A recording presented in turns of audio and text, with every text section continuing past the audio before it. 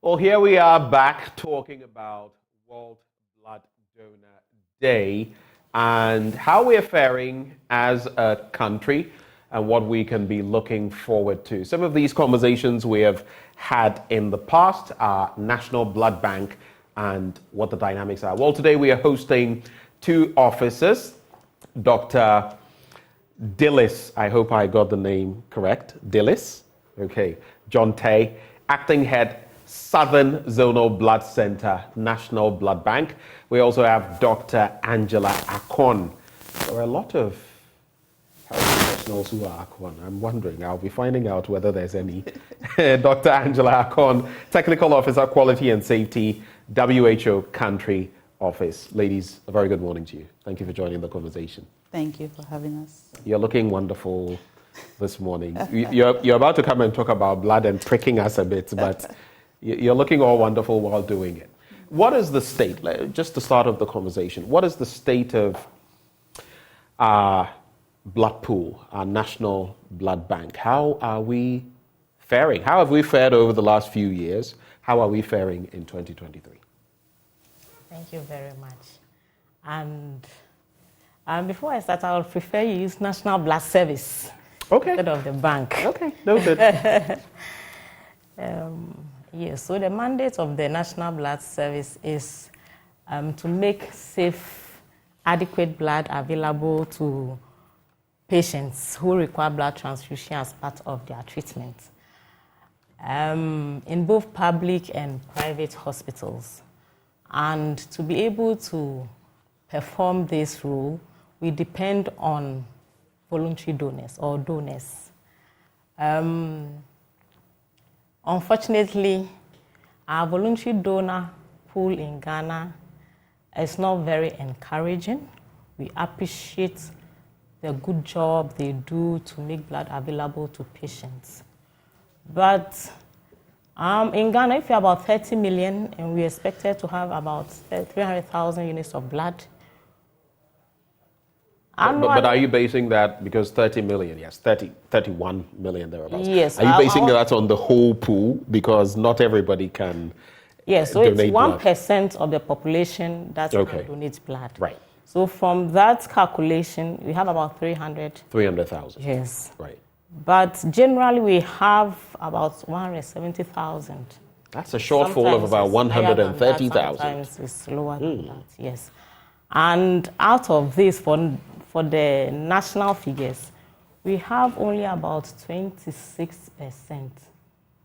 It may go a bit high. So less than 30% of this population that donates blood are voluntary blood donors.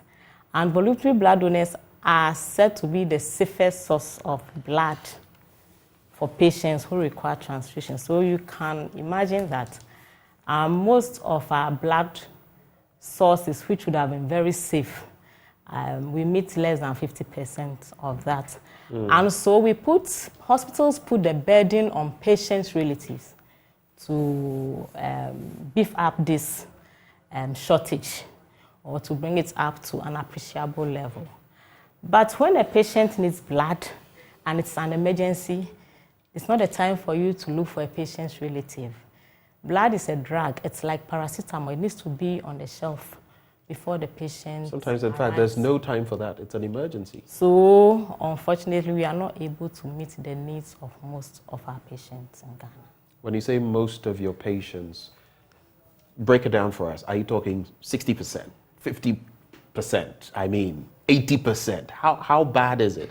I think we have to paint the real picture so that people out there know that. Barely 60% of the needs if we add in both voluntary and then family replacement donors. Wow. So you have a deficit of about 40%. A lot.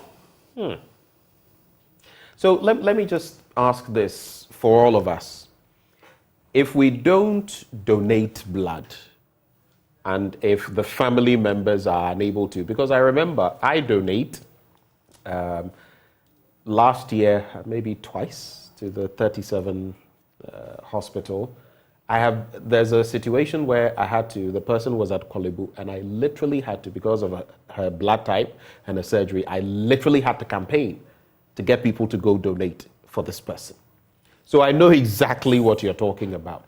But if we don't donate voluntarily, and if family members, maybe on the back of health issues or something, are unable to donate, how does the service source blood? Because you can't use a goat's blood, sevi or touchwood, or some other. So how do you do it? Or does that mean the people will have to be left to their fate? That is what it means. That is what it means. And we don't want it to be that way. So we continue with our campaign. You can imagine if you need to meet the needs with about 300,000 and you're having 170,000, you are losing some patients. Some patients will have to literally die. Yes, that's the I want us to paint the stark picture so that those watching us will realize if we don't donate, this is what is going to happen. And it could be your relative, it could be my relative. It doesn't discriminate. It doesn't discriminate. Let me come to you, Dr. Akon. And by the way, I don't know what the secret is with the Akons and being medical doctors. I know a few of you. We can unpack that later. We can unpack that later. But I also know, I'm just getting into some bare bones of the conversation about blood donation before we come to World Blood Donor Day. We also know that there are some circumstances that prevent people from donating. Some talk about tattoos and all of that. I just want you to briefly walk us through some of them for those watching who may be contemplating, because that may also prevent some people from donating. What is the reality of that? Yes, so thanks for that. Indeed, there are quite a number of categories of people who cannot donate blood. And as you rightly put it, one of such people are those with tattoos. Why though? Of course. I do understand, but for everybody else. Once you have a tattoo, it means that you've tampered with the regular barrier through which blood would be drawn out of your system. And as much as possible, we try to promote and communicate that it is not just about the blood, but it's also about the quality and the safety of the blood for the one who will be receiving it, at the end of the day. There are also, of course, we also say if you're a pregnant woman and you're a breastfeeding woman, you obviously cannot donate blood during that time. And then generally, if you feel unwell, or you are anemic, these are all people who cannot, donate blood. Christians fast, Muslims fast. Yeah. I hear around that time too. It's not the safest. It's not a safe time to actually also donate blood. And one factor also, that's why we continue to promote donation of blood from voluntary, non-remunerated donors, because studies have shown that this group of people are you won't find the typical blood-borne diseases in the products they donate. Loosely, when you have conversations here and there, you realize if you speak to people just on the street, they will tell you, oh yes, we know that it's good to donate blood. When I donate blood, I can save a life. But then I would like to know what's in for me, for instance. These are just loose conversations we have here and there. Yeah. So really, what is really needed is to reach out to these people through what we are doing now, for instance, and through public awareness campaigns, education, for them to understand that blood is a life-saving gift, and I don't know how much you can pay somebody to donate blood. So really, it's what we can freely give to people who really are sick and would need. You know what it reminds me of? I've actually never thought of it in this light, but as you spoke, I'm assuming I am Christian, so where Jesus says, greater love has no man than to give up his life. And I think this is it. You may not literally die, but when you give blood, it is life you are giving to someone else. But tell me, what is unique about this celebration that we are having in Ghana this year? This year, you're saying we should give blood and another form of it, plasma, among other things. Enlighten us on what all of this is. We are saying give blood, give plasma, share life, share orphan. So you rightly said, when you give blood, you have given life. But if you don't do it often, it will not be available. There's always a shelf life of drag. Yeah. And even for blood, it's even shorter. So if we do it less often, then we only want to say that only a few people should benefit. In Ghana, we can donate every 4 months, so 3 times a year. Anybody who is eligible to donate can donate. And what is special about this year? This year, apart from the fact that we always talk about blood, which often includes the plasma and other components, we are also stressing on plasma. People should also give plasma because there are patients who may not need the red part of the blood, but they need plasma. Now, when you allow blood to settle, there's usually a yellow fluid on top of it, and that is plasma. And plasma is made up of important proteins that help the body. And typically, we have what we call clotting factors. So, in case you have a cut, these are the proteins that would help prevent excessive bleeding when you have a cut. There are people who have, unfortunately, disease conditions that make them have fewer or less amount of clotting factors. And so they would have to be transfused a plasma product to replace the clotting factors to prevent excessive bleeding. And so that is the importance of plasma. We can get the plasma from the whole blood, like I said, but there is another method where you can also donate only plasma. I see. It's called apheresis. So that I did not know. Yes. So apart from plasma, you can also donate only the red cells.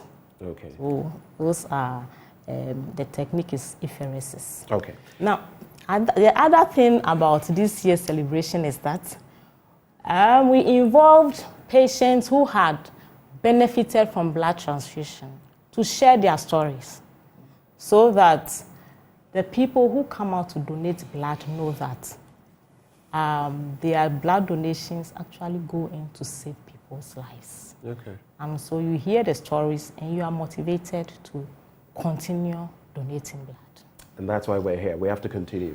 But let me come to Dr. Akon. What role has the WHO, your outfit, played in all of this in terms of blood donation, the campaign, and all of that? And beyond today, I'm sure the rhetoric will not stop. You will not stop the campaign. What next can we expect? Definitely. So let me begin by the roles WHO has played. And in 2005, at the World Health Assembly, was where the World Blood Donor Day was designated an official event, purposefully to celebrate and thank blood donors, voluntary blood donors.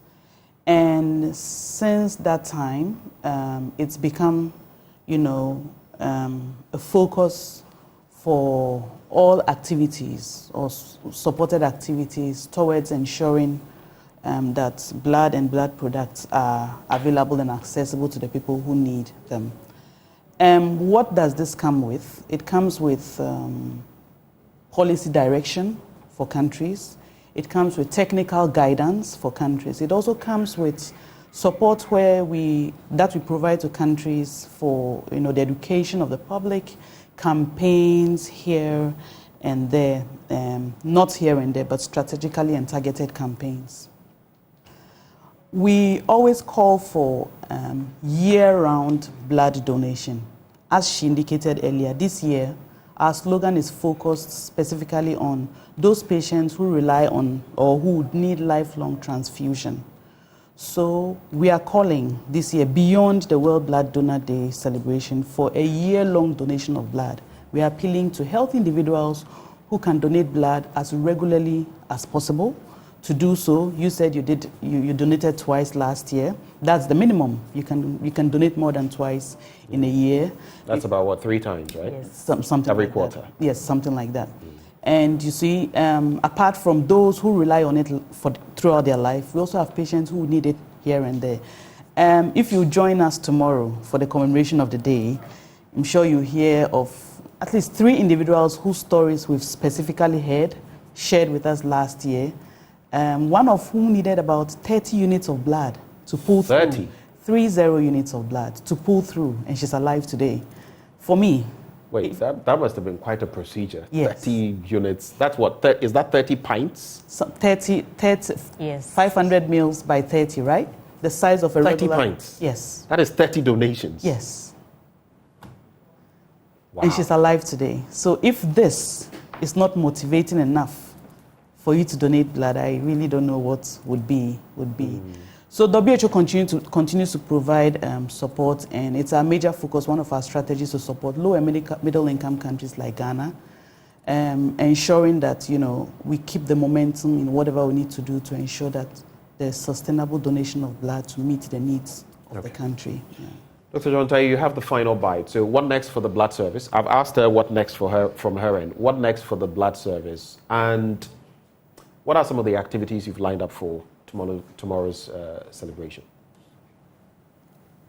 So for tomorrow's celebration, it's basically to thank the voluntary blood donors. And this time we recognize those who even do it for family members, because we can convert them to become voluntary donors. So we thank all blood donors and then share the life-saving stories of other people who have benefited from blood donation.